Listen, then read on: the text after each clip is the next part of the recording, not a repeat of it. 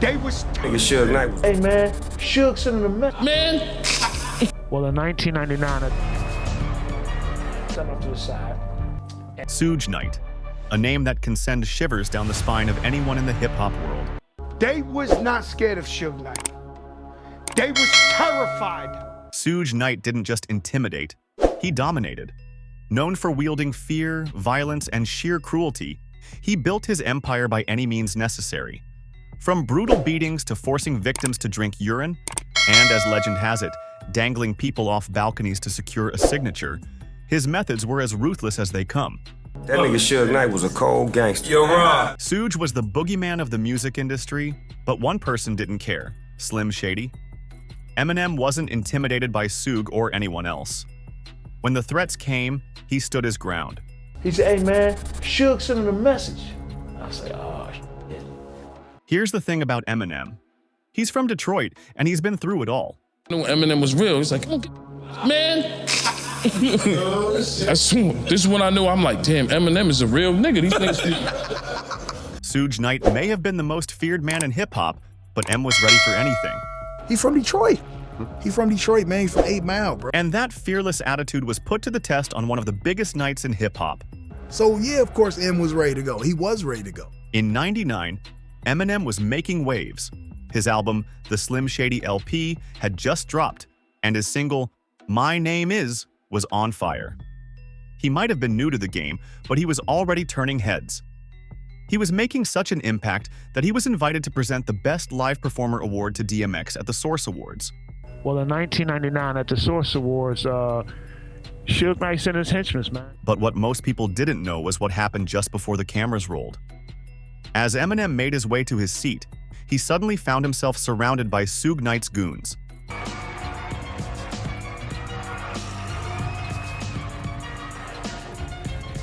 Hello. What up?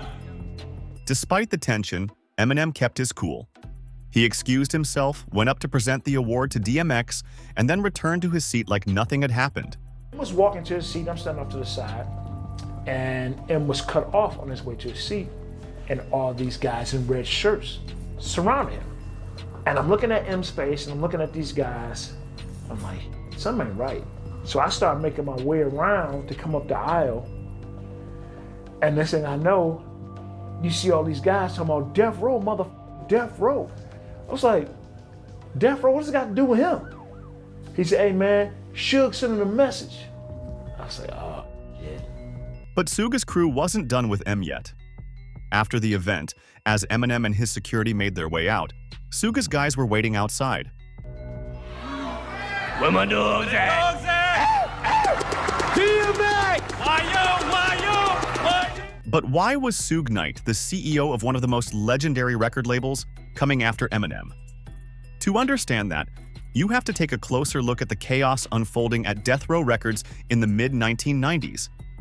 At the time, Death Row was the biggest label in hip-hop. They dropped iconic albums like Dr., Dre's The Chronic, Snoop Dogg's Doggy Style, and Tupac's All Eyes on Me. Their success made them untouchable, but behind the scenes, the name Death Row took on a much darker meaning. The label became synonymous with fear, intimidation, and absolute control, and at the center of it all was Suge Knight. Suge's tactics weren't just aggressive, they were criminal. He once forced 2 artists to strip naked at gunpoint and pistol whip them simply for using the office phones without permission. If anyone at the label stepped out of line, Suge would drag them into the storeroom and beat them mercilessly. Staff members would hear the screams through the walls, but they knew better than to interfere. They kept their heads down and pretended nothing was happening. Before long, other artists on the label started following Suge's lead. Violence and chaos became part of Death Row's culture, but Dr. Dre wanted no part of it. His focus was on making music, not getting caught up in the madness. When things became too toxic, Dre made a bold decision. After that, we got out of there. We called the limo. This is where it gets up. We called the limo. Death Row is still sitting out there waiting for us. The limo's pulling off as we're coming out. Death Row's behind us. It was like, this motherfucker's trying to kill us, man. What they trying to do? What do they want? I don't understand. What do they want? M's ready to swing on someone if he has to. Yeah, man. You know, like I said, he ain't no punk. He walked away from the label, leaving behind his royalties and earnings. For Dre, the music was worth more than the chaos. Absolutely, and I'm always going to believe and bet on myself. Dre went on to launch his own label, Aftermath Records, but Suge wasn't happy. Feeling betrayed, he was determined to make Dre regret leaving Death Row. He did everything he could to sabotage Dre's career. At first, Suge didn't have to do much. Aftermath got off to a rough start. Compared to Death Row's massive hits, Dre's early projects fell flat, and fans began to wonder if he had lost his magic. Then, one cassette tape changed everything. While digging through demos with Jimmy Iovine, Dre heard something that made him stop in his tracks. Well, I don't lead by money. I've never let money lead my life. The voice belonged to Eminem, a young rapper from Detroit struggling to make ends meet. Raised by a single mother, he had faced poverty, bullying, and hardship. But those struggles only fueled his fire. In Detroit's underground rap scene, Eminem worked relentlessly to prove himself. Being a white rapper in a genre dominated by black artists made his journey even tougher, but his raw energy and razor-sharp lyrics made him impossible to ignore. In 1998, Dre took a gamble and signed Eminem to Aftermath. Together, they created the Slim Shady LP, the album that changed everything.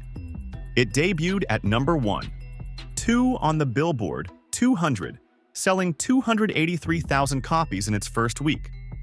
The album earned Eminem a Grammy for Best Rap Album and put Dre back on top of the music industry. Their partnership became one of hip-hop's most legendary duos. But with success comes enemies, and not everyone was cheering them on. Watching from the sidelines, Suge Knight felt threatened. By this point, Death Row Records had changed drastically. Dr. Dre left first, Pac died. You know, all of those things kept us at number 1. The music changed. The direction changed. Tupac was gone. Suge was behind bars, and Snoop Dogg had become another thorn in his side. Just like Dr. Dre, Snoop wanted nothing to do with the East Coast versus West Coast feud. He stayed friends with people Suge considered enemies, and that didn't sit well with him. Tensions escalated quickly. Furious over Snoop's defiance, Suge went as far as threatening to kill him. I seen my cousin Snoop, man. He was like, God, he was sad, man. You know, you could hear in his voice that, you know, I don't want to be here. Fearing for his life, Snoop knew he couldn't stay. He left Death Row, cutting all ties with the label. With his departure, an era officially came to an end. Suge had lost all his superstars, and the empire he built was crumbling. Meanwhile, Dr. Dre and Eminem were thriving.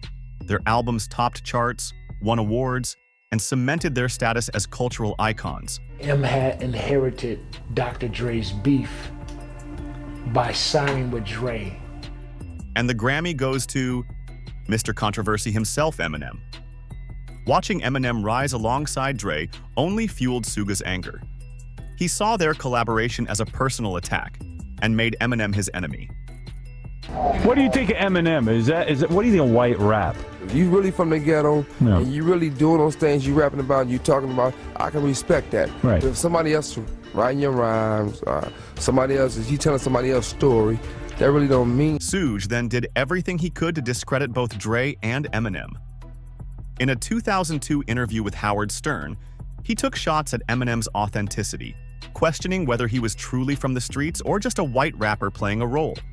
You know, we were all going out. We were supposed to be on vacation and having a good time with our family and kids and wives, you know, and, you know, just parlaying, man. As the plane land, they open the door up, and you got Honolulu police standing right there talking about, hey, y'all got to come with us. And it was about 20 officers, man. Say, hey, you guys got to come with us.